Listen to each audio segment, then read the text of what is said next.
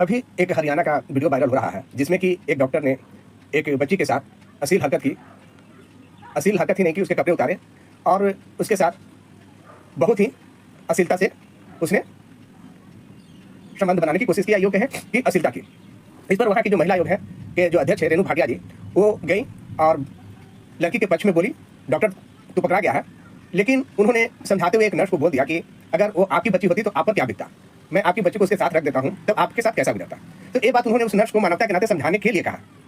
उस पर आज जितनी भी नर्सें हैं वो लोग स्ट्राइक पर है, यहाँ तक कि रेणु भाटिया जी इस्तीफा दे चुकी हैं और उन लोगों का मांग है कि रेणु भाटिया जी सभी नर्सों से माफी मांगे। यूँ कि जिस नर्स को बोली है उनसे माफी मांगे। तो क्या सही बात के लिए आवाज उठाना गलत है? क्या रेणु भाटिया जी गलत थी? होना तो ये चाहिए था कि उस नर्स को निलंबित करना चाहिए था और सजा होनी चाहिए थी। जब सवाल है कि जब डॉक्टर किसी महिला को चेकअप करता है तो वहाँ एक महिला स्टाफ भी होती है, नर्स होती है, तो सवाल है कि उस समय महिला नर्स क्यों नहीं थी। और जब इन्होंने सही बात को रखा तो आज सारी नर्सें इनके खिलाफ हो गई, सारा सिस्टम इनके खिलाफ हो गया।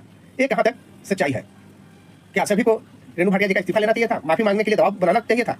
अगर इसी तरह से सभी लोग करेंगे तो फिर सच्चाई के सामने कौन कैसे खड़ा होगा? आज जो बच्चियों के साथ रेप बलात्कार हो जाता है, क्या ये देखकर आपको नहीं लगता है कि ऐसे लोगों के कारण ही इनका मनोबल बढ़ता है?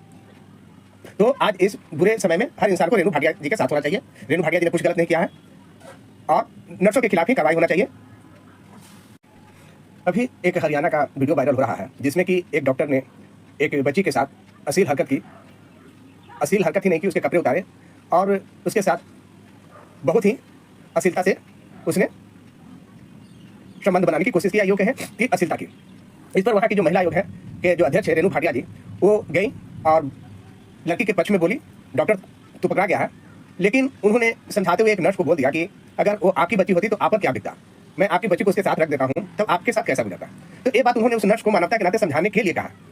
उस पर आज जितनी भी नर्सें हैं वो लोग स्ट्राइक पर है, यहाँ तक कि रेणु भाटिया जी इस्तीफा दे चुकी हैं और उन लोगों का मांग है कि रेणु भाटिया जी सभी नर्सों से माफी मांगे। यूँ कि जिस नर्स को